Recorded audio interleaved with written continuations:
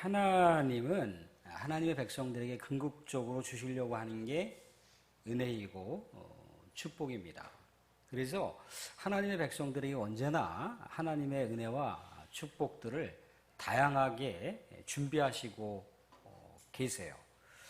그것을 궁극적으로 주고 싶은데 하나님의 백성들이 그것을 받기에 부족하다 싶으면 여러 가지 다양한 방법들을 통해서 그것을 받을 수 있도록 그렇게 하신다는 거예요.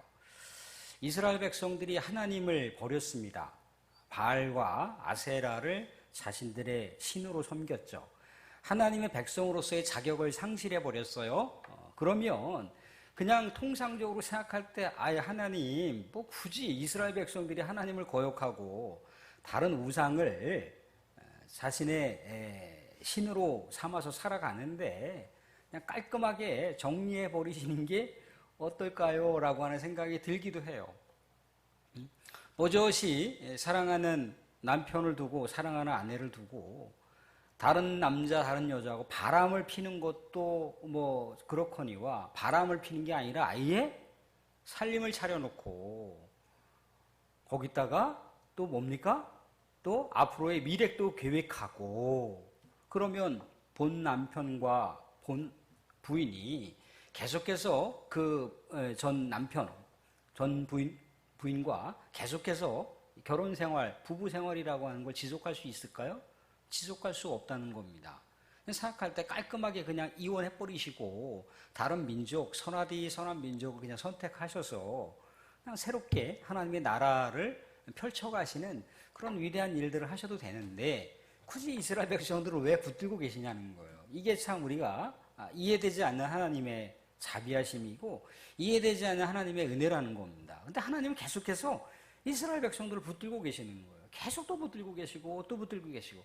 근데 하나님께서 지역적으로 생각해 보면 이스라엘 백성들의 입장에서 아이고 왜 갑자기 3년 동안이나 비도 안 내려주시고 가뭄을 주시면 농사는 어떻게 짓고 살라고 그렇게 이제 생각이 들 거 아니에요, 그죠? 근데 하나님의 관점에서는 그 백성들을 하나님의 백성으로 다시금 돌이키게 하시기 위한 하나님께서 좋은 것을 주시기 위해서 더 복되고 축복된 것을 주시기 위한 하나님의 방편이라는 거죠. 하나님의 방법론이라는 거죠. 그래서 어떻게 했습니까?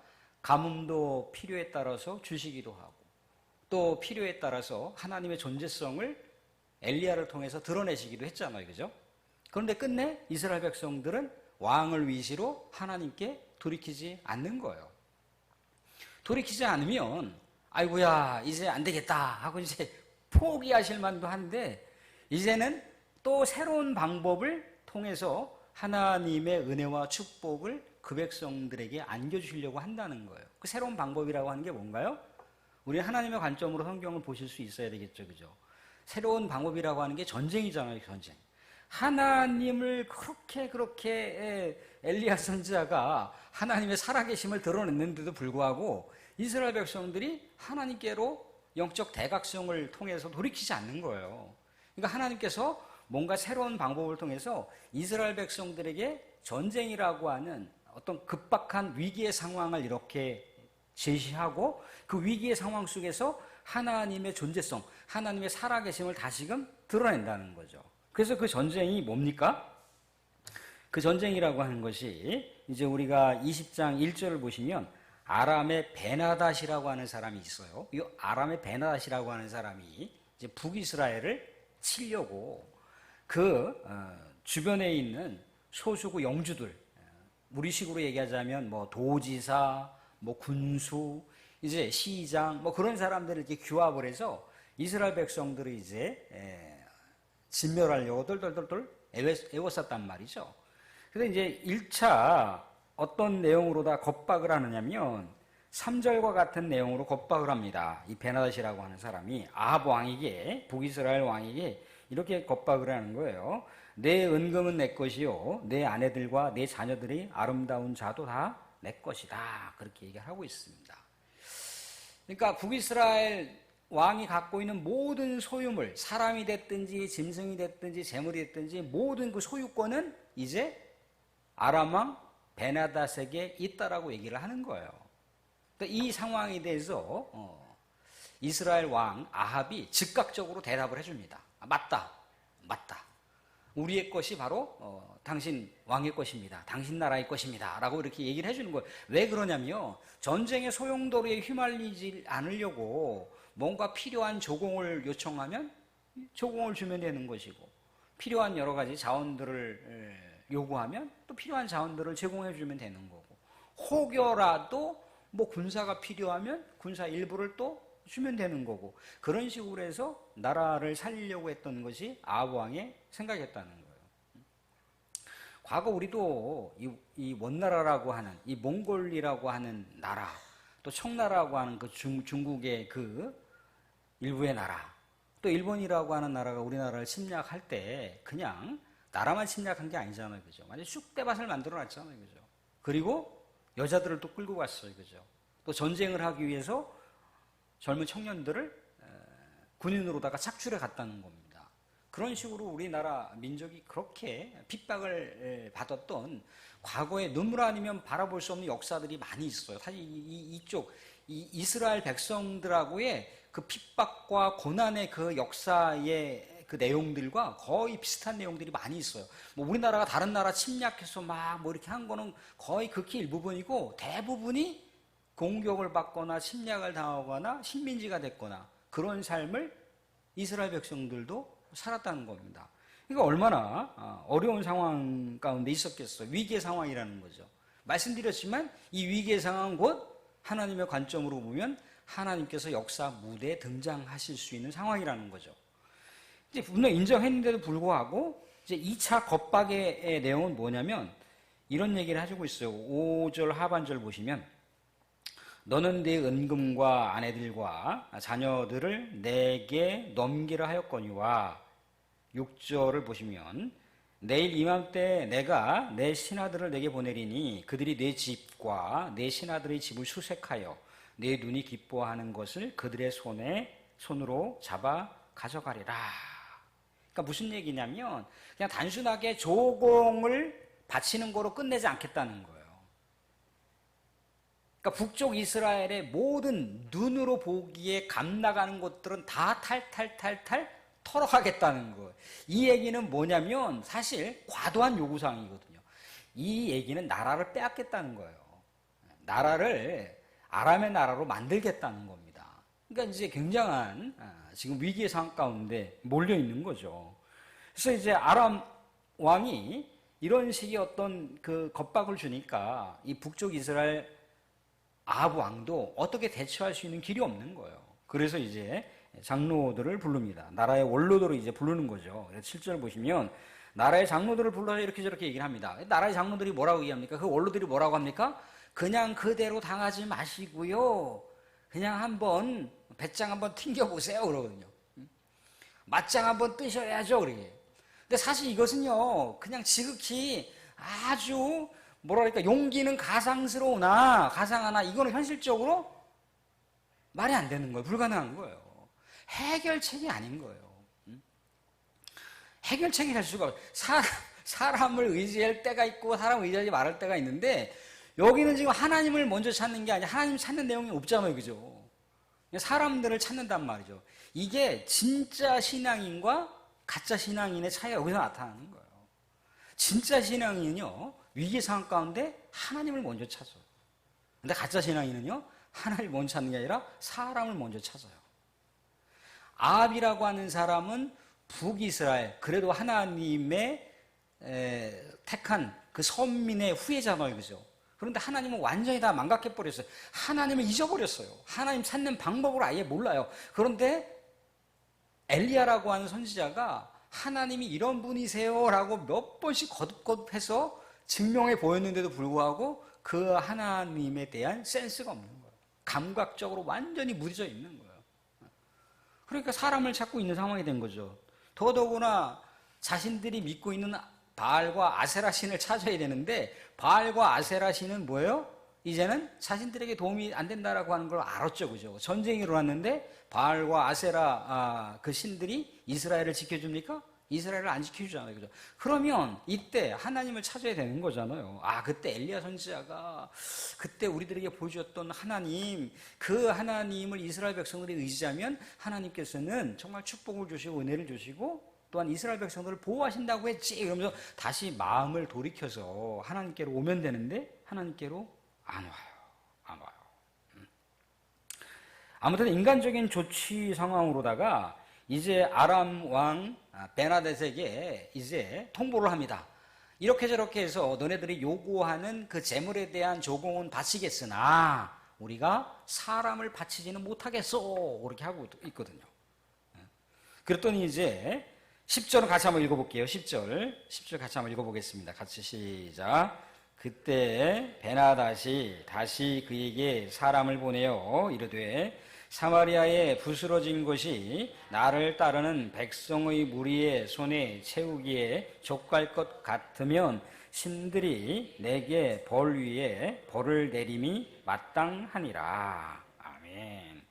그러니까 뭔가 나름대로 이렇게 따를 수 있는 마지노선이 있는데 마지노선을 넘어갔다는 얘기예요.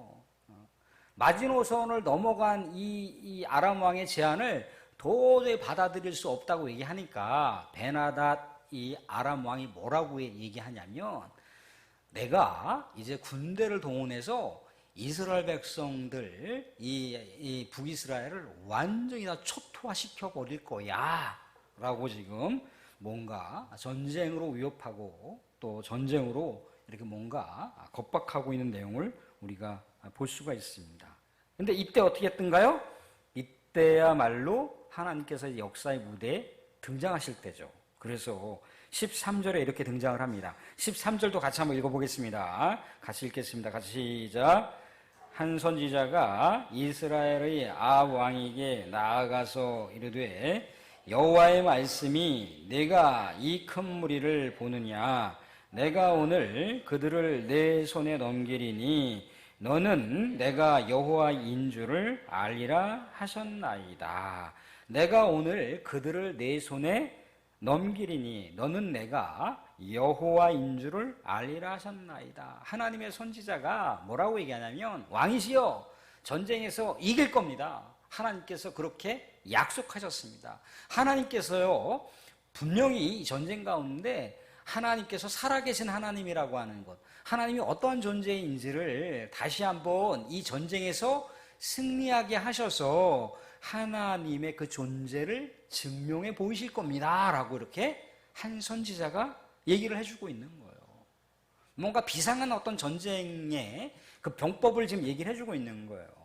하나님께서 뭐라고 얘기했습니까? 그럼 어떻게 우리가 전쟁하려고요? 뭐 무슨 수로요? 그러니까 이 하나님의 선지자가 뭐라고 얘기합니까? 각 도에 사관생들 있잖아요. 사관생들, 그 젊은 사관생들 몇 명입니까? 15절에 232명, 또 그 외에 모든 백성 곧 이스라엘 모든 자수를 계수하니 7,000명인데 14절의 하반절 보시면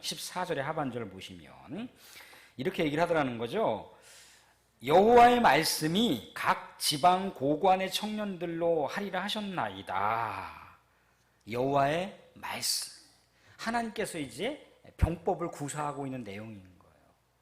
지금 뭔가 도저히 이게 상대적으로 불가능한 전쟁인 거잖아요. 그죠? 저 엄청난 대군을 상대할 수 있는 그런 군대가 이스라엘에게는 없어요. 뭔가 이스라엘 백성들을 이렇게 규합해서 이끌어갈 만한 지도자급의 어떤 그런 사관생들이 없다는 겁니다. 그런데 하나님께서 그런 처방을 내려주시는 거예요.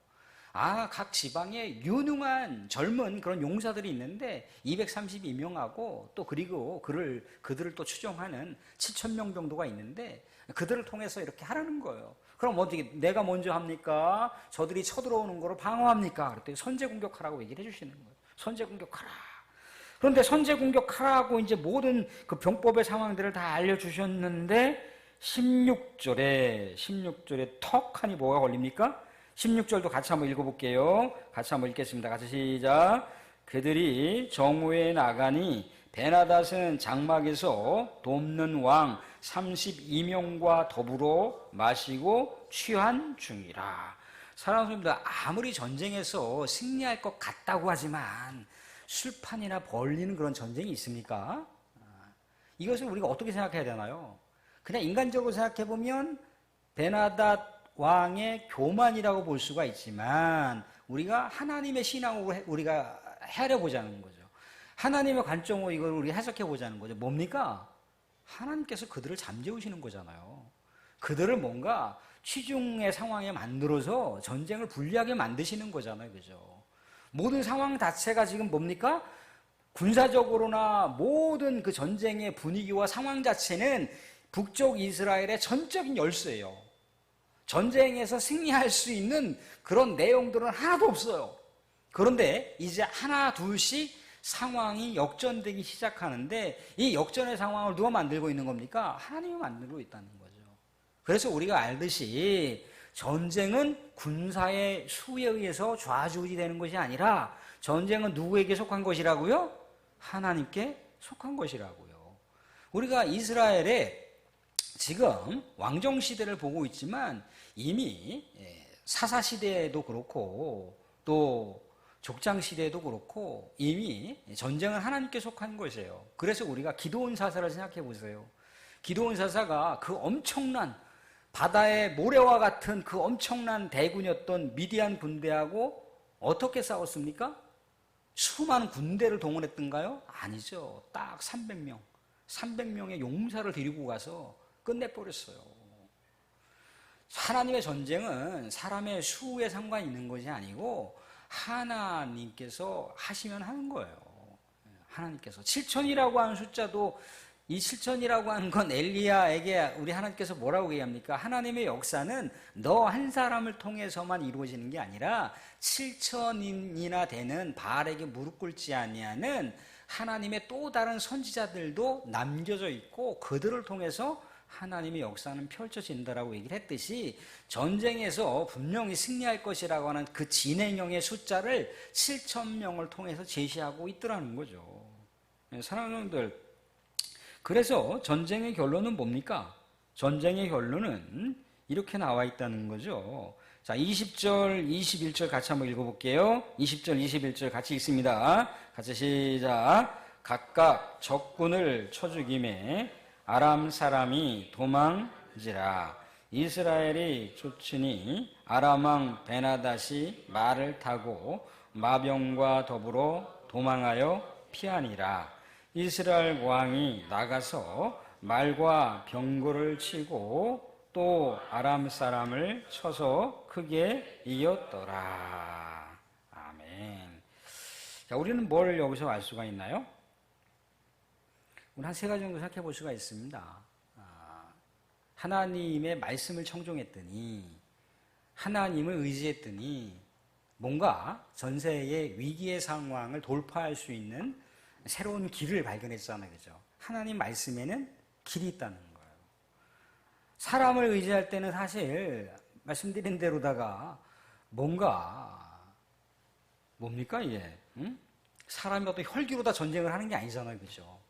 고도의 그 전략과 전술로 해야 된다는 거잖아요. 그죠? 우리 저 위쪽 지방에서의 전쟁도 뭡니까? 고도의 그 전략과 전술을 통해서 이루어지고 있는 거예요.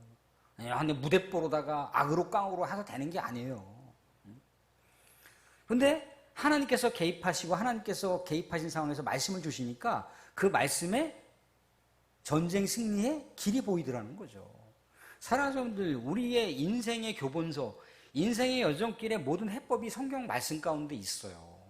하나님의 말씀 우리가 또 보고 또 묵상하고 또 말씀 붙들고 살아가다 보면요, 어느새인가 이게 하나님께서 나에게 주시는 말씀이구나, 하나님께서 나를 이렇게 인도하시려는구나 라고 우리가 이렇게 짐작할 수가 있어요. 선하게 헤아려 볼 수가 있다는 겁니다.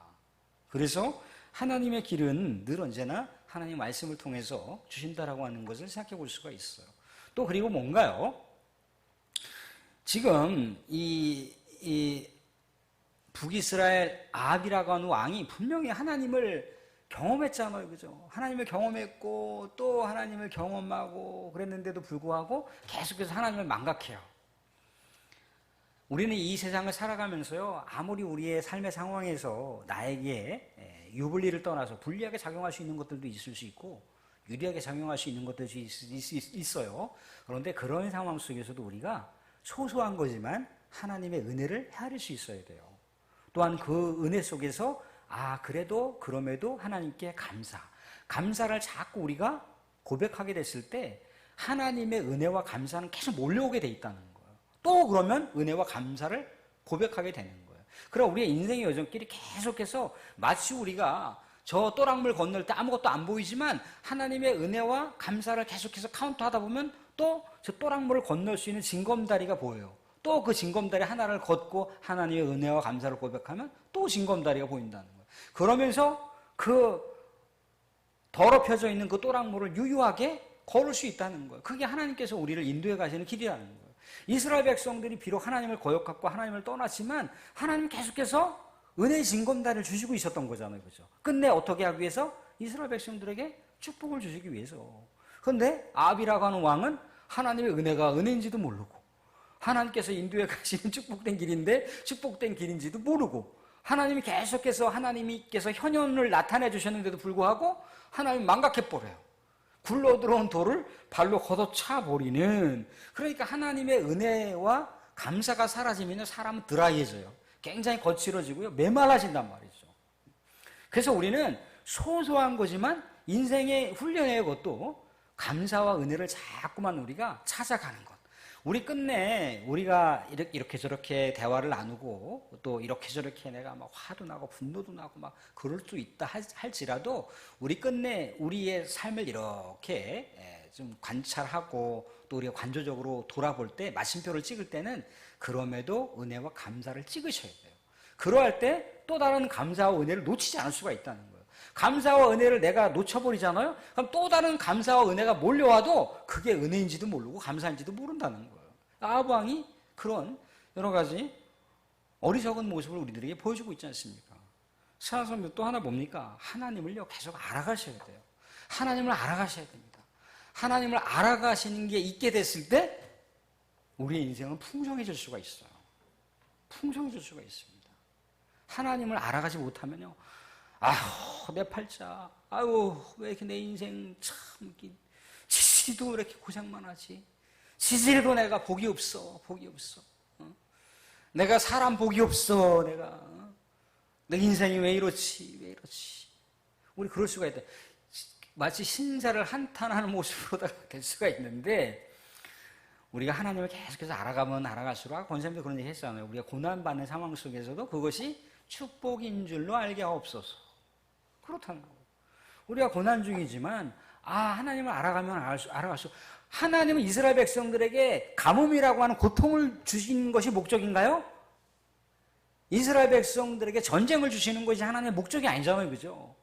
하나님하고 행복한 미래를, 행복한 비전을 걸어나가게 하기 위해서 때로는 이스라엘 백성들에게 고난의 씨앗을 이렇게 뿌리시기도 하고 또 가뭄이라고 하는 그런 시련을 주시기도 하고 그렇다는 거예요. 그런데 끝내 궁극적인 건 뭡니까? 하나님의 백성들에게는 축복이라는 거예요.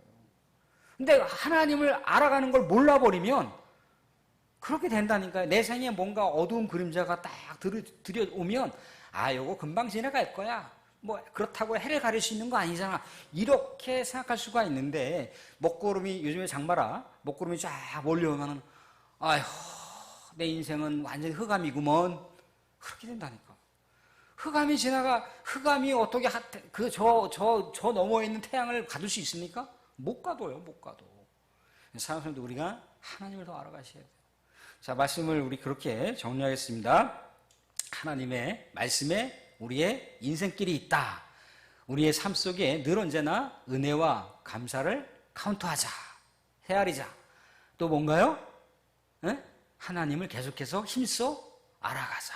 알아가다 보면 하나님의 사랑이 보이고 하나님의 은혜가 보여요. 제가 그랬잖아. 어떻게 이스라엘 백성들 계속해서 하나님 배신하고, 생각해 보세요. 사랑하는 성도들 누가 동업자들이 그래도 한 번 배신하는 건 그래도 이해해줘.